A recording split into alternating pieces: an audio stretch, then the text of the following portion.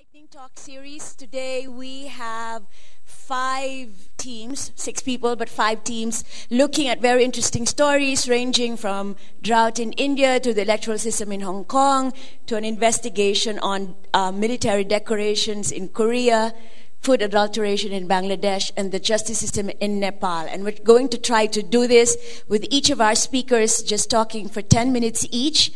To save time, I will ask them to introduce themselves, and that's going to be taken from the 10 minutes, and I'm going to time them and stop them from talking if they exceed that, so we'll have time for questions. So, first, Hong Kong. Hello everyone. I'm Gemini Chan. I'm from Hong Kong, Mingpao, a local Chinese newspaper in Hong Kong.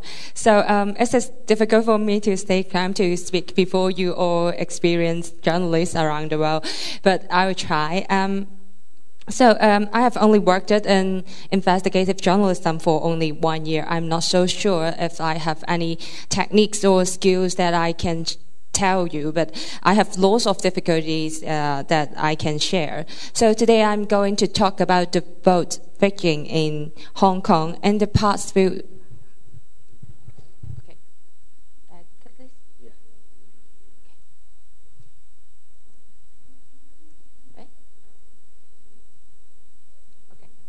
So in the past few elections in Hong Kong, you can see that the elderly were taken to the polls to vote, and they are even were talked to vote for certain candidates. You can see the labels and the badge they were holding, and you can also see from the data that there is a mysterious phenomenon that the distribution of vote among the pro-constitutional candidates is even, and the number of votes they get is even more than we expected. So we wonder that what happened behind the scene, and we just do an investigation about that. So let me first introduce the system, the voter register system in Hong Kong. We used the opt-in system. So all Hong Kong residents who are over 18 years old, so that they have the right to vote. But the point is they have to fill in a form that with their name, ID card number, address, and contact number and signature on that. But the point is the government do not require people to provide any supporting documents when they fill in the form. So if you have my name, Gemini, Jan Pushan, and if you have my ID card number, which that is so easy to take out this information in Hong Kong, and then you can help me to fill in the form and even change my place. Change my address and even cancel my registration. So you can see that is the great loophole in the existing system. But the point is we can't write the story just by a hypothetical thesis. We need some cases. We need to have some cases to prove that the system is wrong. We want to change it. So here's. So the point is, you may think that is it okay? Then you can go to the office and check the data. But the point is, when you go to the registration office, we face some difficulties. Like we can't make any records when we read the data. So I mean, no camera, no mobile phone can be taken to the office, and even no pen and paper. All these are prohibited when you go to check the data. So what can we do?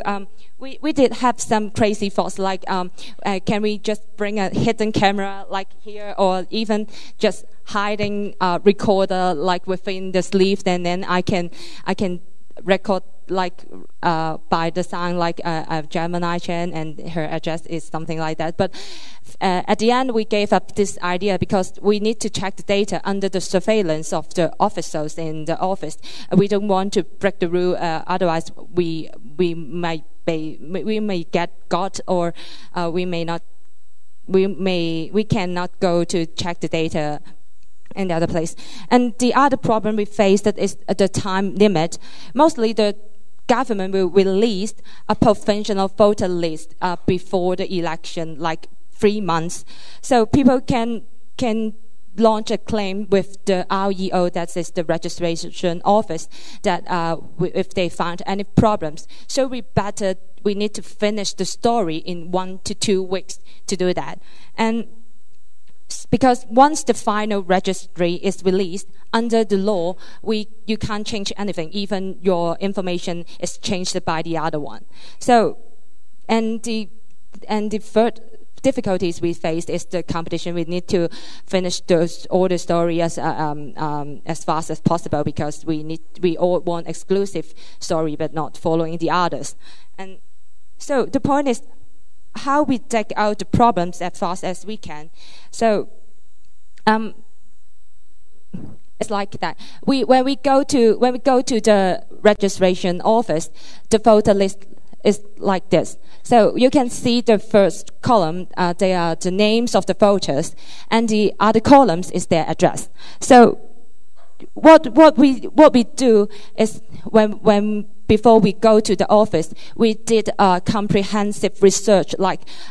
So in this year, which district having the largest number of candidates? So which one is going to have an intense competition, and which one having a history of those suspicious voters? Then we can minimize the scale that we need to investigate. So because in Hong Kong, it is divided into more than 400 districts in the elections, and we have 3.5 million voters. So it is impossible to check it one by one. And then, okay, so let's go check the data. You see that we have the names over there and the address. So we first focus on the name. Basically, in Hong Kong family, the number of the family names at a certain place would only be 3 or 4. It's like at the first place you can see the Peter Chan, he married Amy Lee, and then he got a children like Joseph Wong. So we have 2 family names, and the other case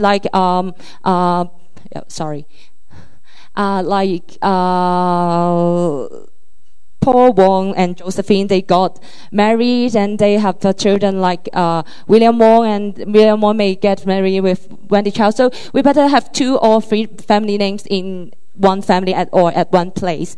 But the point is, we found a famous vote-fixing cases in Hong Kong that at address, you can see we have 7 surnames and within 13 voters. So this is the case that we might think there may be a problem. So you may wonder, is that a sharing house, or people may rent that house, so they have so many names on that. But the point is, we can check the previous record of the voter list, and then we check the last record, and we find there maybe only 1 or 2. So we have published the story and then found voters, and they reject to answer us. And the point is, at the end of the story, and the government sued all the voters and they got jail, something like this. But the point is, when it's come to this year, we did the same thing, and we did not find any case like we have 7 surnames, because the people who do this, they change their method. So how did they do that? They don't use the surname way, but they use a way to something strange address. We have something like their address list, Hong Kong University, they have Shangri-La Hotel, they have something like Commercial Center. But the point is, the existing system only requires people to register their address as their residential address. So there may be some problem here.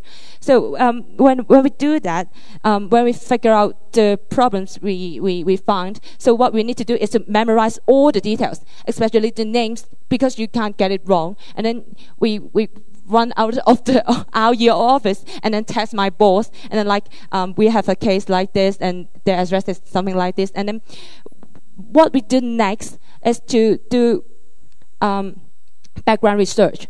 You can't just tell them, we have so strange address, and that's the end of the story. We want to get it deeper. We want to know who is behind the scenes. So we go like check the data by the company registry, land registry, even by Google, Wise News, the news engine in Hong Kong. So what we found, the case that's in Shangri-La Hotel, is that he's the guy from China, and we don't know why he have the rights to be a voter. But the point is, he has linked it with some Chinese association, and which as in Hong Kong, mostly the Chinese association, they are pro-constitutional, so that's the point. And we find some figures that like he signed to anti the Occupy Central movement. So we thought there may be some problem. And the other case, we have to do the doorstep. The doorstep, we found another case that the voter said that he didn't change his address from his place to his office, and then he finally just go to complain to the RU office, and RU office just sent him a forged voter form by the others. Like there was no commercial code in the form, and he added an English name for that voter, and even he signed it wrongly. So the point is, we need to do doorstep, and then to persuade the voters to share the data with you, and we may find some interesting story behind that. And the other cases I want to share is after we published these two stories, as you know that we have no record of the voter list, but the point is we got some reliable sources after we published these two stories, and they give us a list of the voters that register in the in a place that where mental illness people they live, or mental handicapped people they live. So we then do the same process. We go doorstep. But I did something wrong. This is the QA between me and between the voters. But the point is, sometimes the mentally handicapped people, they don't know. So there's something that is so complicated. But the point is, my question seems too complicated for them. Anyone asked you to register as voters, something like this. So the point, we did an evaluation about this. When we talk to the mental handicapped people, we need to make our question as short as it can be. So that's all I want to say. So but the point is, after all this, you may be curious that did the government did any reform about voter registration. The point is no. It's a little bit frustrating for us. But one day I did call the RU officer and to ask for their comment about our story. And then he said, okay, you finally phoned me. I've longed for your call. So that's the point, that I know there's someone who always cares what we do. So that's the end of my presentation. Thank you.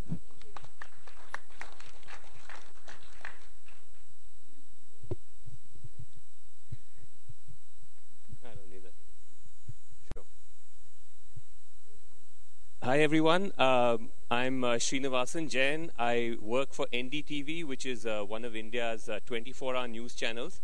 And I'm supposedly doing investigative work there. I do a half-an-hour weekly show called Truth versus Hype, which is basically a kind of ground reportage show where we travel to the ground of whatever the big story of the week is, and we try and bring in an investigative dimension. Video investigative reporting is a bit of a rare breed, in India, and I suspect even in a gathering like this. I'm not sure how many video investigative journalists, for instance, there are in this room. In fact, yesterday they took pity on us and gave us our own session. It was just called TV Video Investigations, and they threw whoever they could find onto a panel. It is a bit of a challenge because increasingly TV, at least in the subcontinent, is just moving, as we all know, to opinion.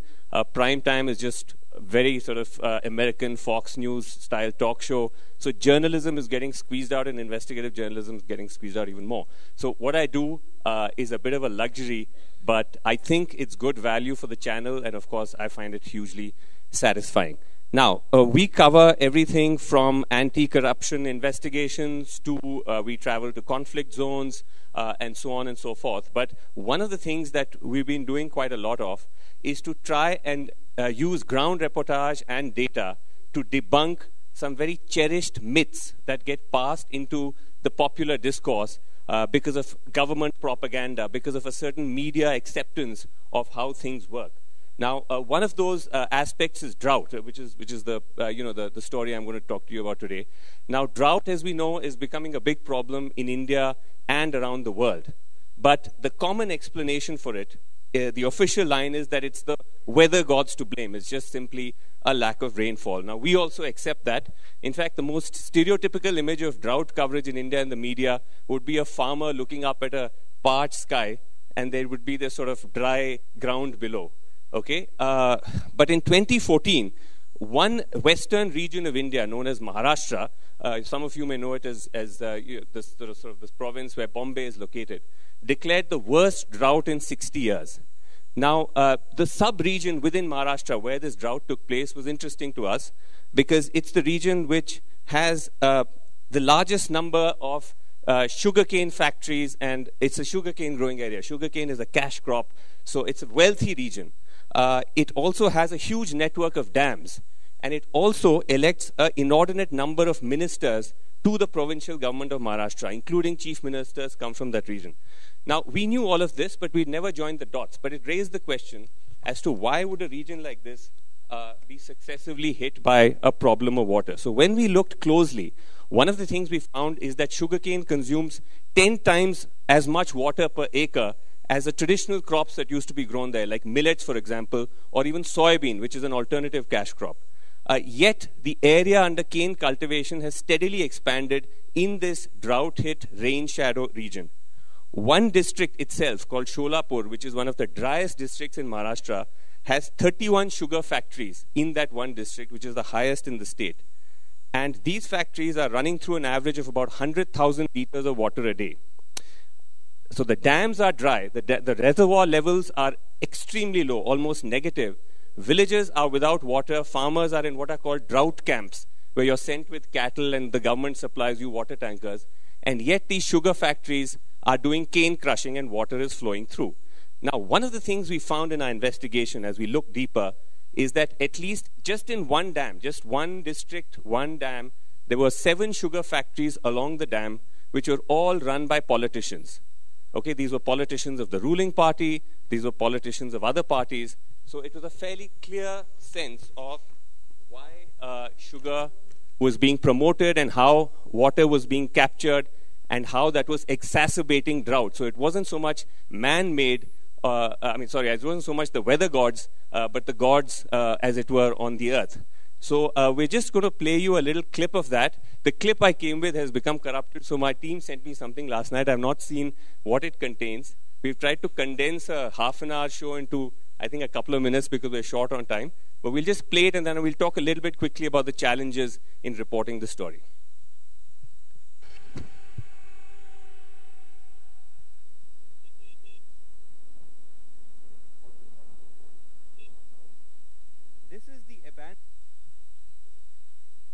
Village of Ropala in Sholapur in central Maharashtra, ground zero for this year's drought.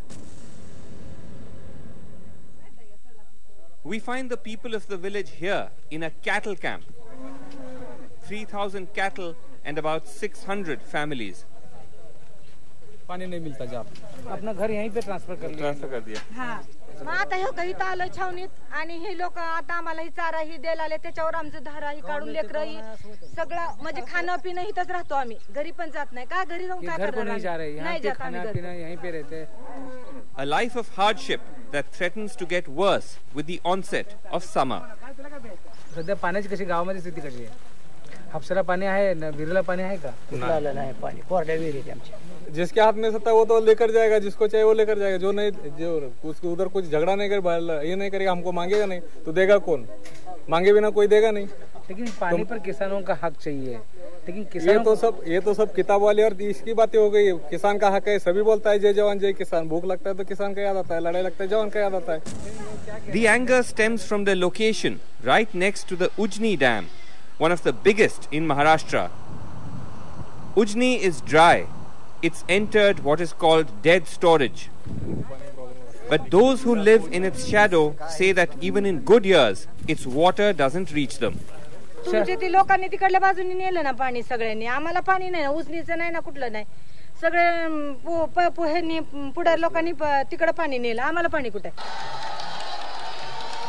Who would dare steal water from them? After all, the village falls in Sharad Pawar's constituency. This is his backyard, and the NCP controls the irrigation portfolio. But ironically, the main culprits of water diversion could be Pawar's own party men. Just a few kilometers from the village is the Vitthal Rao sugar factory, run by four-time MLA and local NCP strongman Baban Rao Shinde. The queue of cane farmers, a striking contrast to the claims of a rural crisis. Walk into the bustling Vitthal Rao Shinde sugar factory and it's hard to believe that we're in ground zero of a region facing acute agricultural crisis.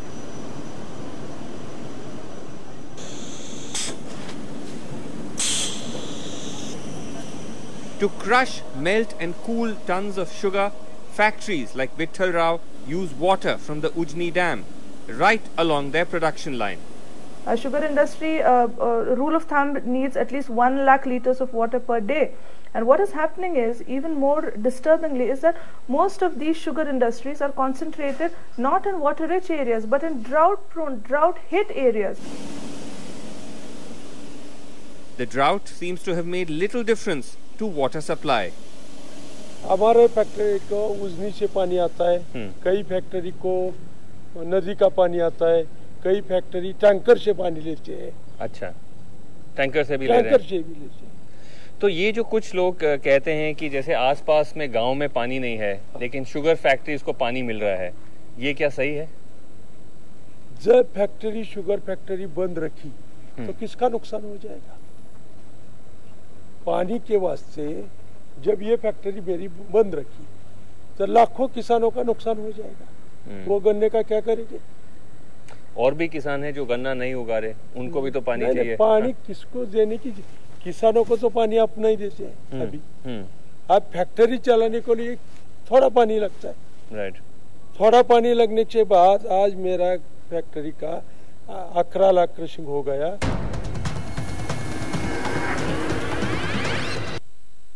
So, basically there were a couple of challenges to do the story. One of this, of course, we needed to get government records to convincingly make the case that sugarcane is a much bigger consumer of water. So we had to get records from the agriculture department, the irrigation department, as well as there's a separate cane department. As we know in India, all these operate in silos. So that was quite a challenge. We had to get people to work on that for some stretch. We had to verify how many of these factories are actually owned by politicians. For this, we used stringers on the grounds. We have a network of stringers, and then we had to physically go and check as many of these factories as possible. We also had heard that some of these factories were actually stealing water, because technically under drought, you're not supposed to use water even for industrial use. So they had set up these pumps and they were illegally pumping water out of the dead storage. So we were trying to get videos of this, and it was very, very hard because these politicians are very influential. So we tried to contact farmers, non-sugarcane farmers who were growing other crops and who were obviously very angry with this. And through their help, they actually managed to allow us to shoot some videos ourselves, as well as they shot us videos that we used later on in the program. I'll just wrap very quickly by saying there were many more dimensions to the story. For example, a lot of these politicians are also involved in the contracts for the dams themselves. So they're involved in the setting up of the dams, they're involved in the setting up of the factories along the dams, the sugar factories, and then of course taking water from there, and that also was a part of our investigation. A lot of this was possible because I was based in Bombay for 8 years, we'd reported on that region, so we had a depth of knowledge which always helps in investigative stories. But I think it was a good example of taking a cherished idea that drought is entirely the work of weather gods and debunking that with ground reports and facts. Thank you.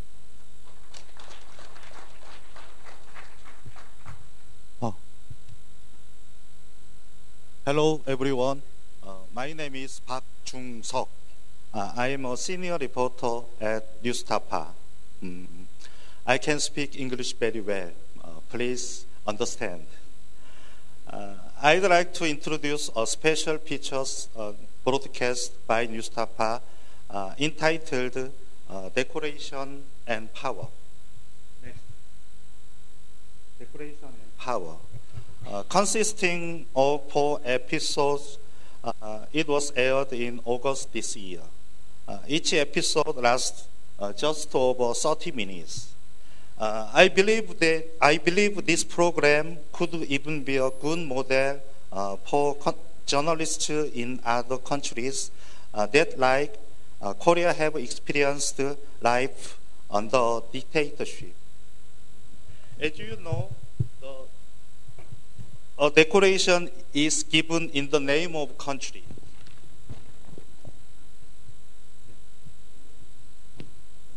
Presenting decorations is high privilege that is granted only to the supreme ruler.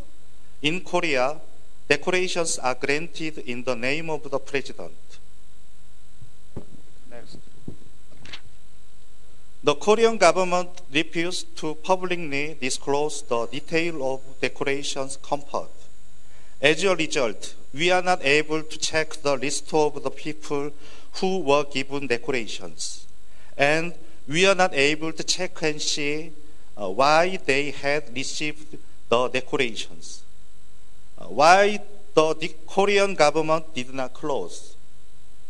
That was the first question that we asked ourselves.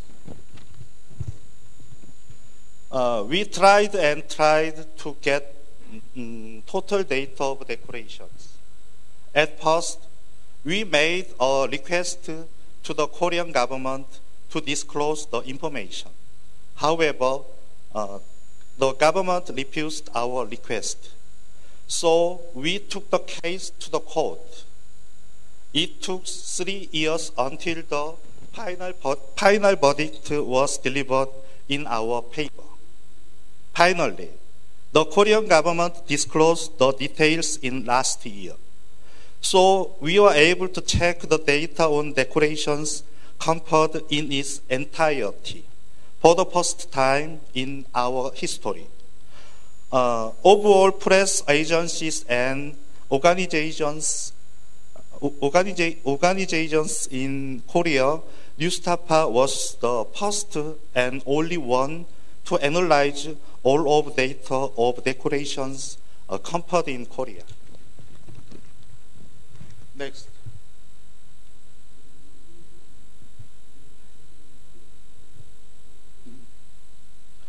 Over the 60 years since the Korean government was first established in 1948, the total of 720,000 decorations have been compared.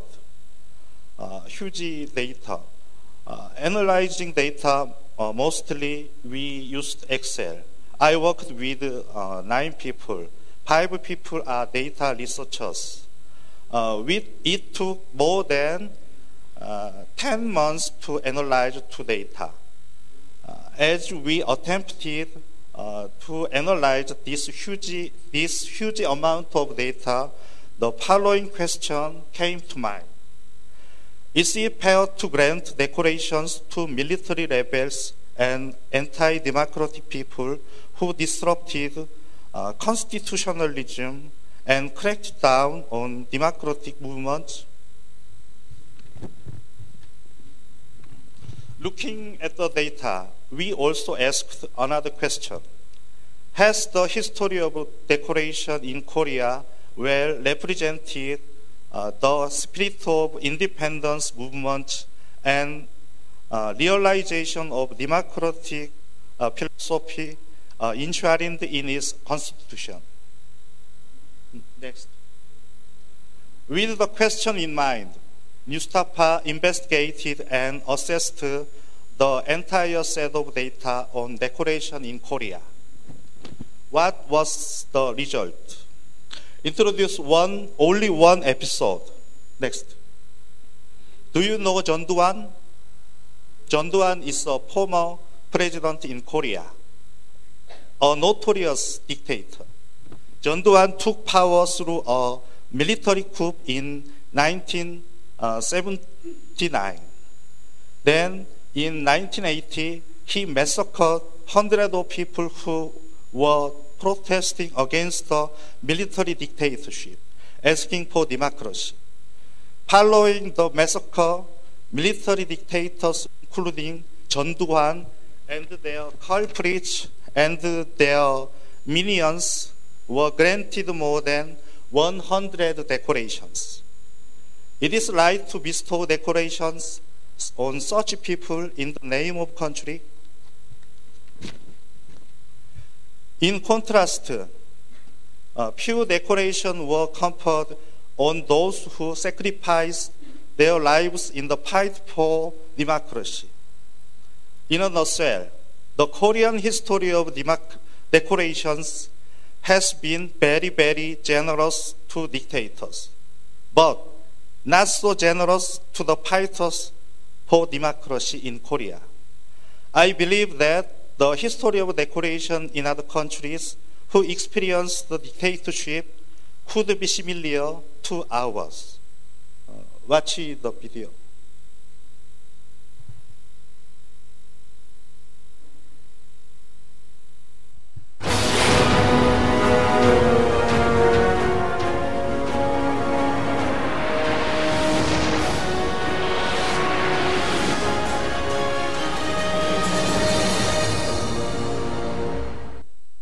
훈장은 국가와 민족에 헌신한 이에게 바치는 최고의 영예이다.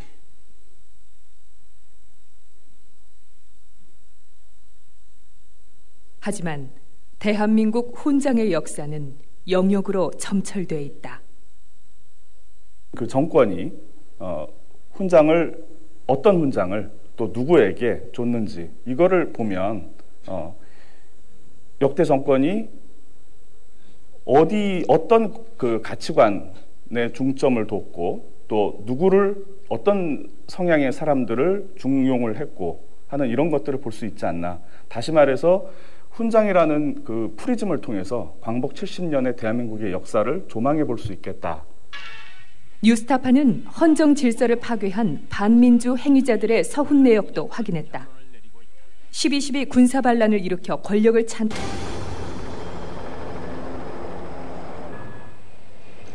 군사반란 이후 신군부는 광주에서 민주주의를 요구하는 시민들을 무차별 살상했다. 10여일 동안 공식 집계된 민간인 사망자만 166명, 부상자는 852명이다. 대통령 자리를 꿰찬 전두환은 군부에 훈장잔치를 베풀었다. 특히 광주에 진압군으로 투입됐던 부대의 지휘관들에게 무더기 포상이 이루어졌다. 훈장은 일제와 독재의 부역자와 하수인 그리고 재벌에게는 한없이 너그러웠다. 반면 독립운동과 민주화를 위한 희생은 철저히 무시되어 왔다. 공이 있는 사람에게는 보상을 하고 죄를 저지른 사람에게는 벌을 준다. 이것은 만고의 법칙이거든요. 그리고 이런 것이 국가 체제를 운영하는데 기본 그 상식이 돼야 되고 정신이 돼야 되는 겁니다. 대한민국 훈장은 이제 민주주의로 국민의 품으로 돌아와야 한다.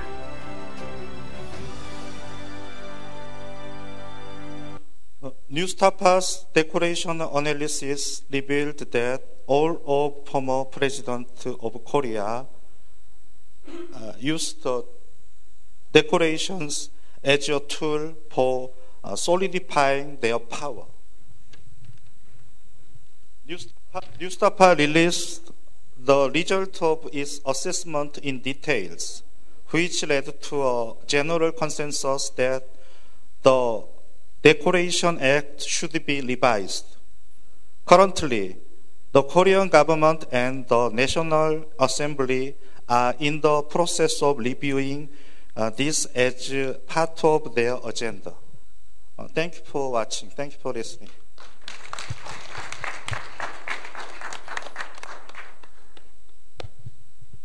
Thanks. Hi, everyone. My name is Syed Bin Amir. I'm actually kind of an odd character in this conference because I'm not a journalist by training. I'm an engineer working on a data journalism project with Zyma, and we would like to talk to you guys about that. If we can get the slides up.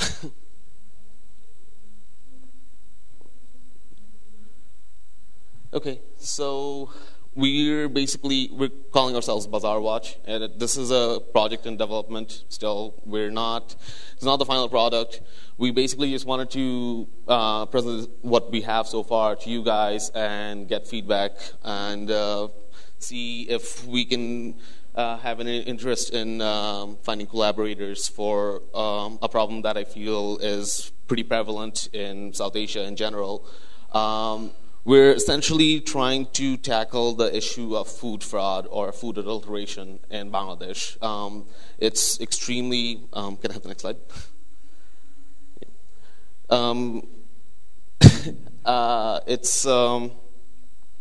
It's pretty prevalent in Bangladesh and in South Asia in general. We're essentially trying to launch our project in Dhaka, where we want to build a database of all the cases of food fraud from scratch, because there's, as of now, no such database.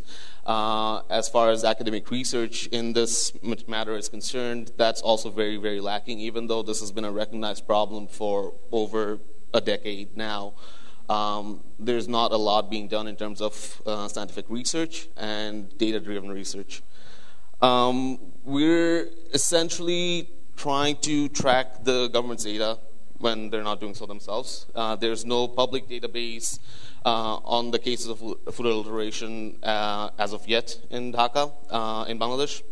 And this is largely due to the fact that in a developing country, you don't really have large overarching organizations like the FDA that can regulate cases of food fraud and keep data digitized and open to the public so that that can drive scientific research. And on top of that, even though this is a recognized problem, there's no statistically sound data there to draw connections between food adulteration and the public health consequences of food adulteration, which is by far a more interesting question, given that, let's say, if we know how frequently you get formaldehyde used to store fish, you can draw conclusions from there to what the public health consequences of that is, since formaldehyde is a known carcinogen that can have widespread impact in a decade or so in terms of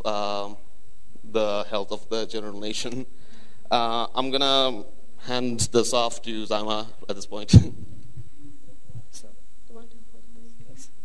So, like he ended off with, the problem that we were faced with is that when you have no data, what is out there that you can turn into data? And the solution that we came up with is we were trying to turn very, very local, hyper-local beat reporting into data.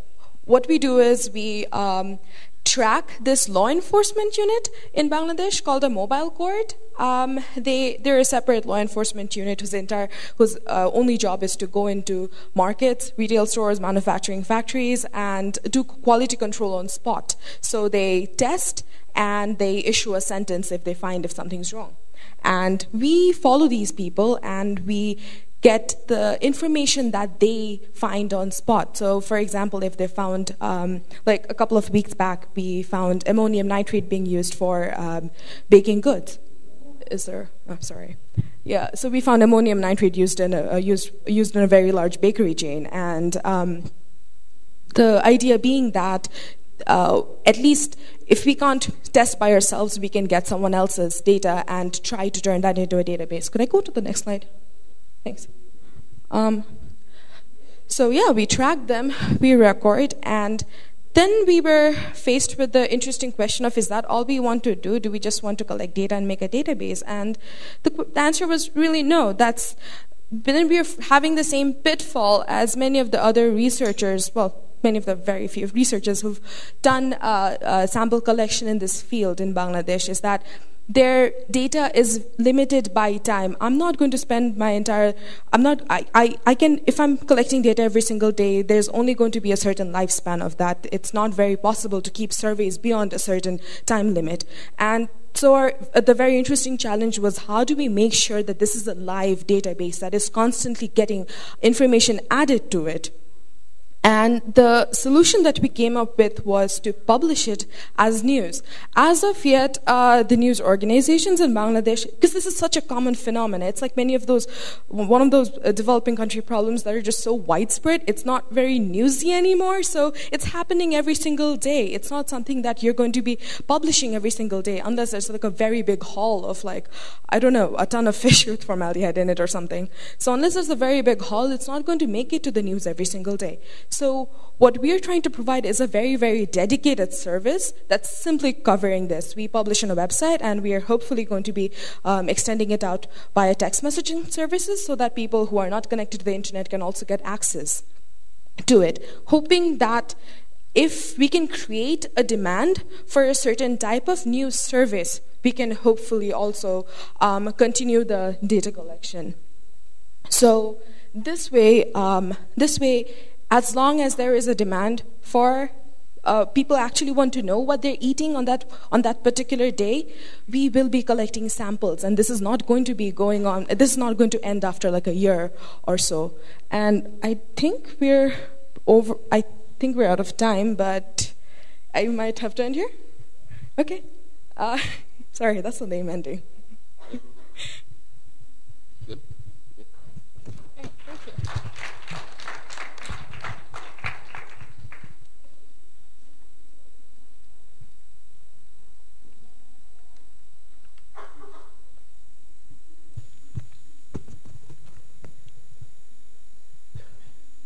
Hello everybody, good morning. I'm Mukesh Bokhel from Himal Khabar Patrika. Sorry, I speak in Nepali, and help me Mr. Anurag. मैले गरेको story जेलमा निर्दोष मान्छेहरू पर्छन् भन्ने बारेमा छ र मलाई यो स्टोरी नगर्दासम्म जेलमा अपराध गरेको मान्छे मात्रै जेलमा जान्छन् भन्ने थियो, तर यो स्टोरी गरिसकेपछि जेलमा निर्दोष र अपराध नगरेका मान्छेहरू पनि पर्दा रहेछन् भन्ने पत्ता लाग्यो. Before I did my investigative report on innocence languishing in Nepal's jail, I thought jails were a place where only people who had committed crime went to. But now I realize that there are a number of innocent people languishing in jail across our country. मैले यो रिपोर्टिङका क्रममा यस्ता निर्दोष मान्छेहरू जो जेलमा थुनिएका छन् 25 जना भन्दा बढी मान्छेहरूलाई भेटे जसले अपराध नगरिकन जेलमा बस्न बाध्य छन्. At least 25 people that I met and interviewed, I came to conclude that these were innocent people who were just trapped there because they had no legal aid to prove their innocence. त्यस मध्येका शशि कुमार तितुङ सक्ते भन्ने एकजना व्यक्ति हुन् जसले आफूले नगरेको अपराध मानव बेचबिखनमा उनलाई जिल्ला अदालत मकवानपुरबाट 20 वर्षको कैद सजाय तोकिएको छ र उनी 4 वर्षदेखि अहिले कारागारमा बसिरहेका छन्. The person shown on the screen, Shashi Kumar Titung, also known as Sakte, has been sentenced for 20 years imprisonment for a crime of trafficking a woman from the same village. यो घटनामा भएको के हो भन्दाखेरि उनी एउटा गाउँमा माछा बेच्ने व्यापारी थिए, तर उनलाई प्रहरीले मानिस बेचेको अभियोगमा मुद्दा चलाएको छ. He has been languishing in Nepal's jail for the last 4 years, serving his 20-year sentence, and he has been charged of trafficking a lady from his village, and the case is going on. एकजना महिलालाई नेपालबाट भारतमा बेचेको बेच्ने कार्यमा त्यो महिलाको श्रीमान र अरू व्यक्ति थिए।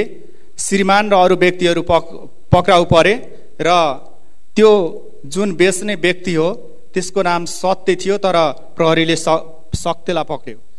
The lady who was trafficked, in her trafficking, it was her husband and some other people who were involved in trafficking her to India. But this person was not a trafficker. This person was just a simple village fisher folk who was implicated in the case because his name sounded very close to his name, resembled very close to the name of the person who was accused of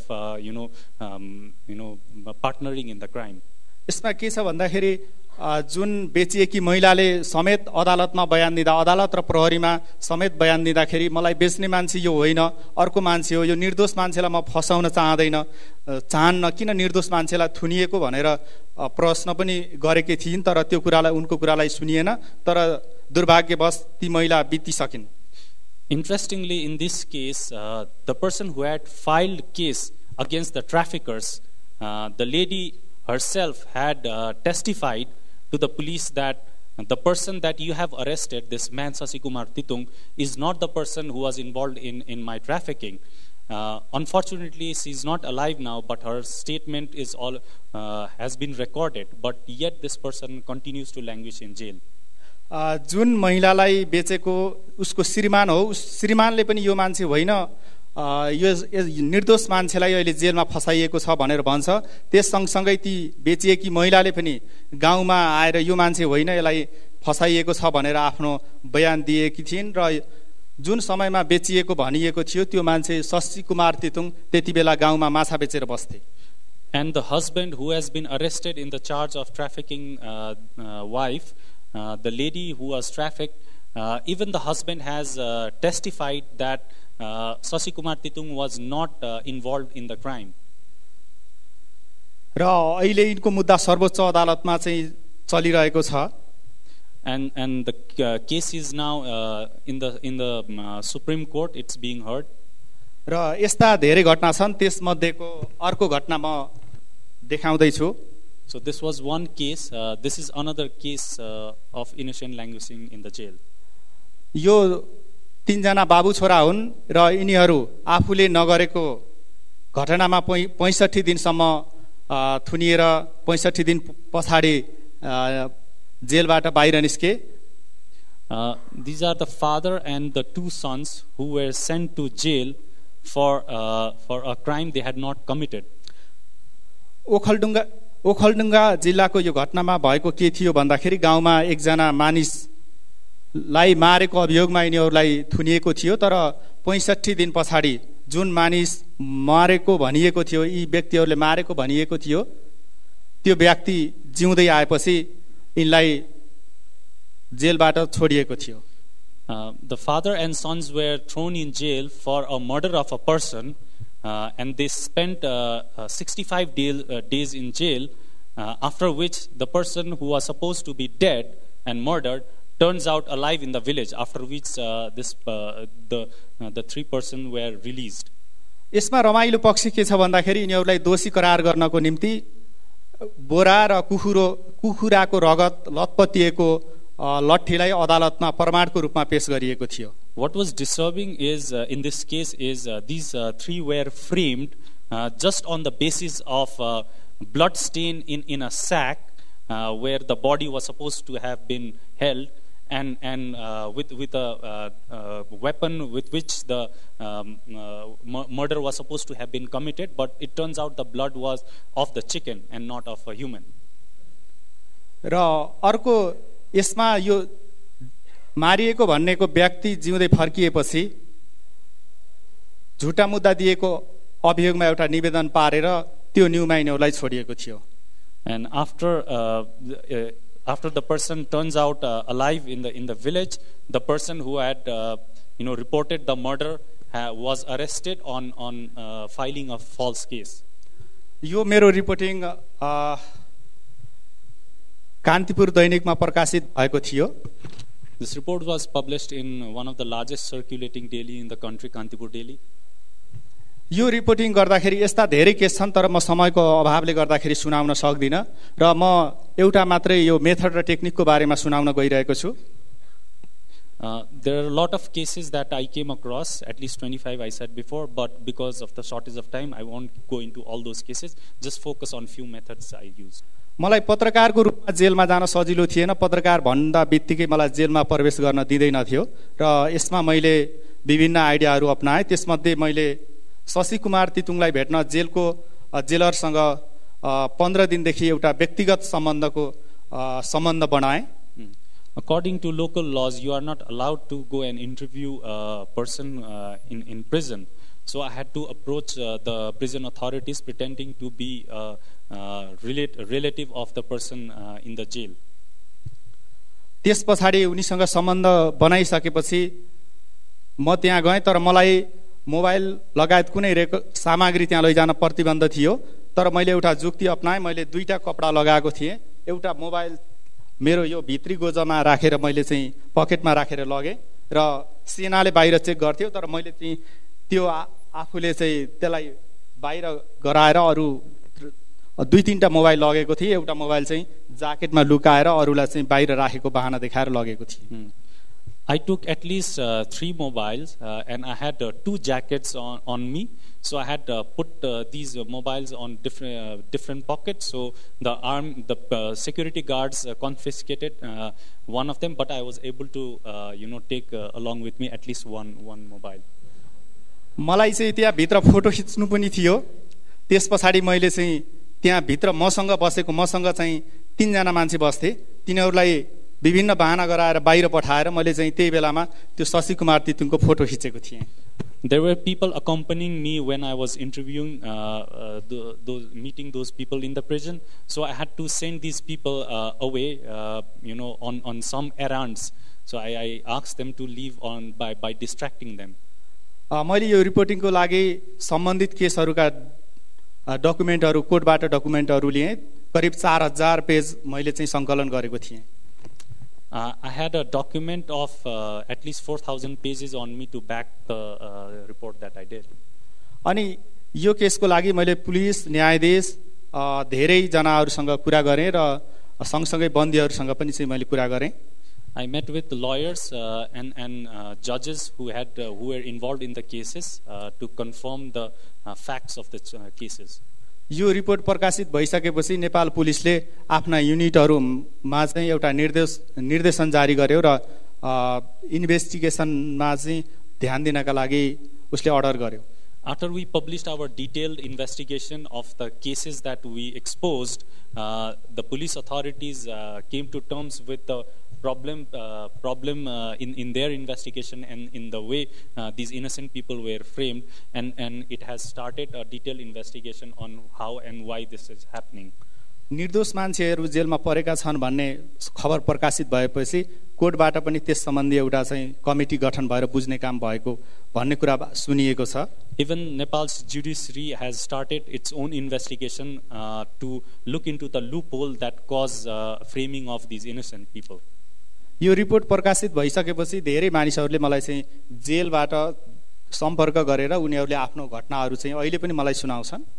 And more victims are trying to get in touch with me to tell their stories after I did this story. Thank you. Thank you.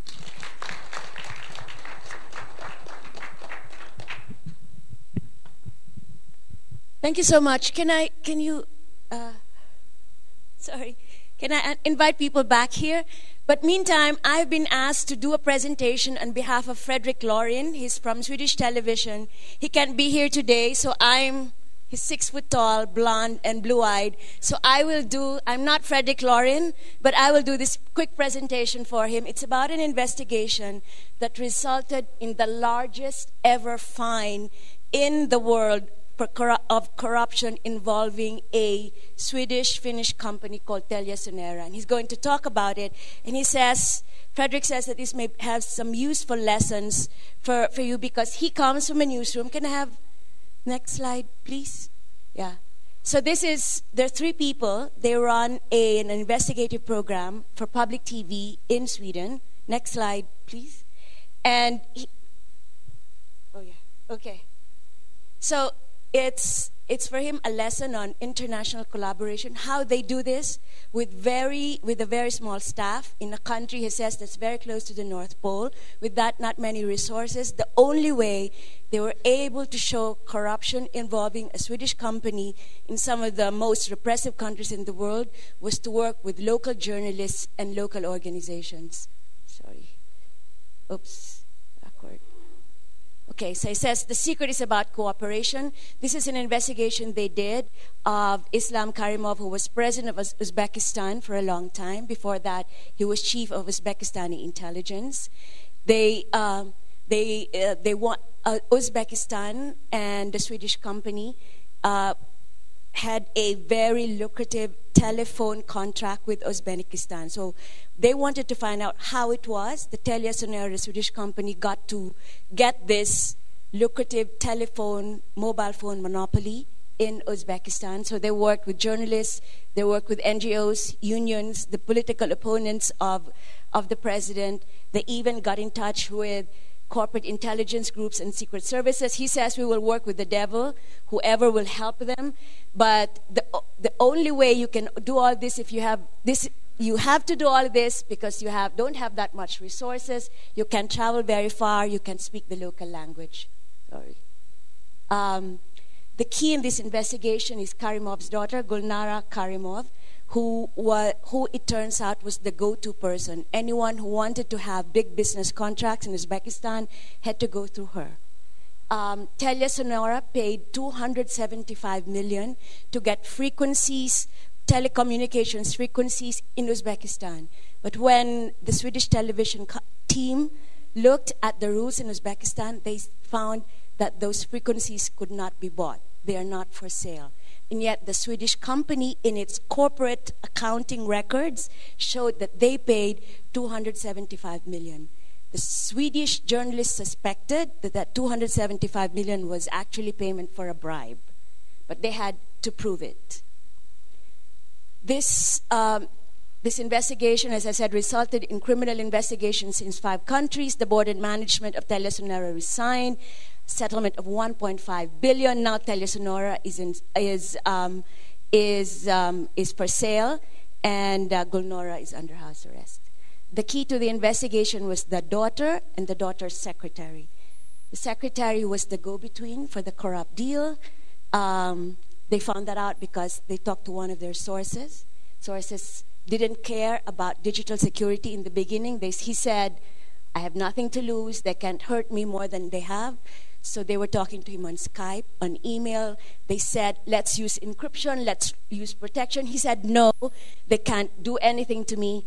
10 days later, he said, please erase all the conversations.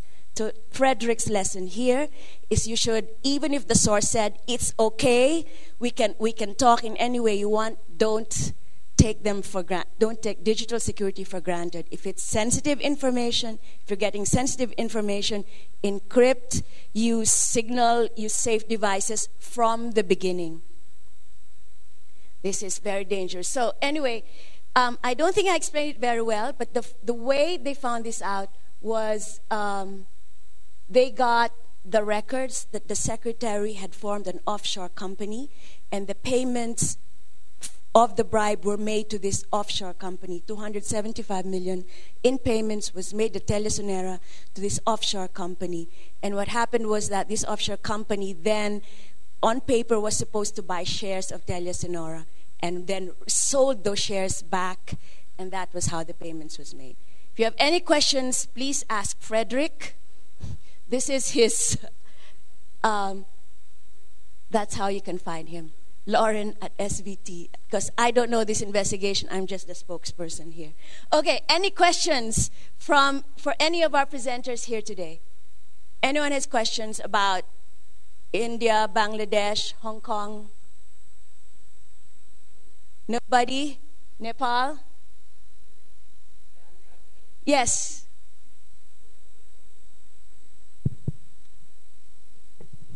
I'm from Nepal. I work for Kantipur Television here in our country. I want to just ask a question to Srinivasan Jain. The report was about drought.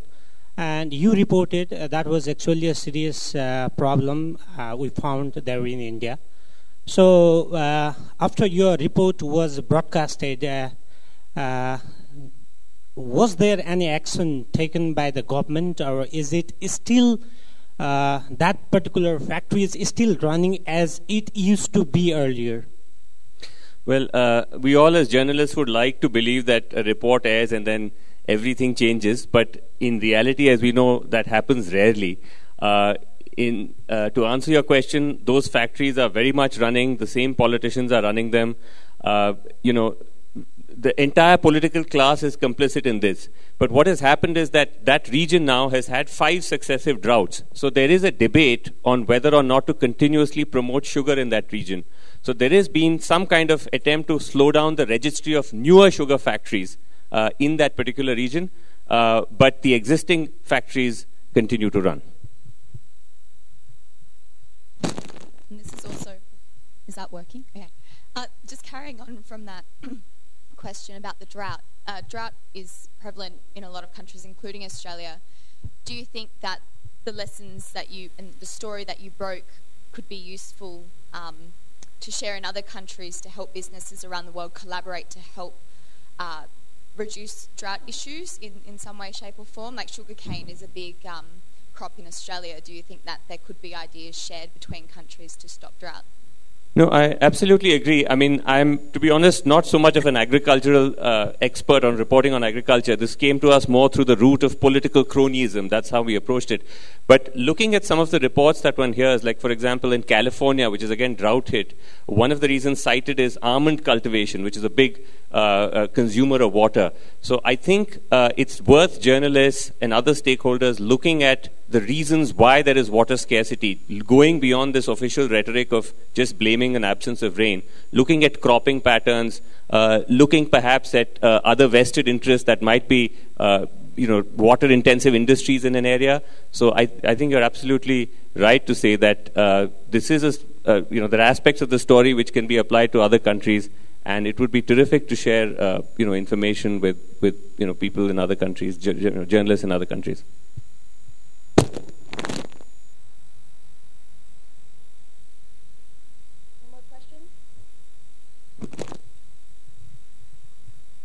Yes, please. My question goes to the data journalist from Bangladesh. You talked about the real-time updated database, right? And you created your own database when there is no data in the market. And how difficult for you is to collect and crowdsource those kind of database, data from the people, and how difficult and how expensive it is to manage the data people, the journalist, and how was the people's response that you created your own database from the mobile, online surveys? Can you throw some light? Yeah, sure.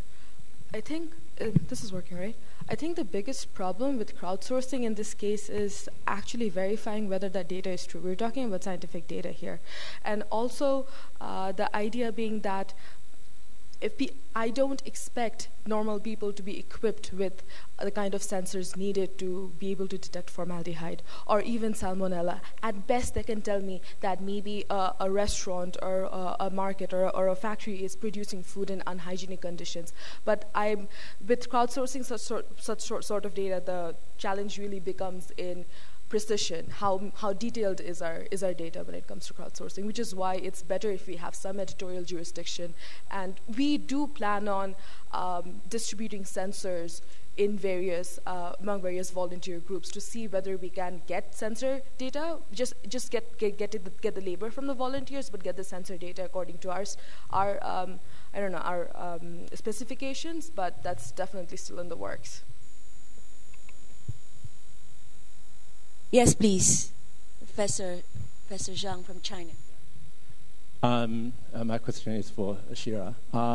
Last year, I heard the story in a global conference in Lillehammer, Norway. And yes, the Swedish journalists have done a very good job. And they investigated the relationship between Swedish telecommunication and the late president of Uzbekistan. And my question is, what will happen to the late president's daughter, Karimova? Frederick told me she's under house arrest at the moment and she's undergoing investigation. So we don't know. I think we will have to work for the court judgment. But the secretary is now in jail. She's been sentenced and the board of Telesunare has resigned. And that unit, the Uzbekistan cellular company, is now being sold. Yeah. Any other questions? Right, if not, then I would like to bring this lightning talks to a close. I hope you learned something, and thank you everybody for being here today. And please, warm round of applause for our speakers. Thank you.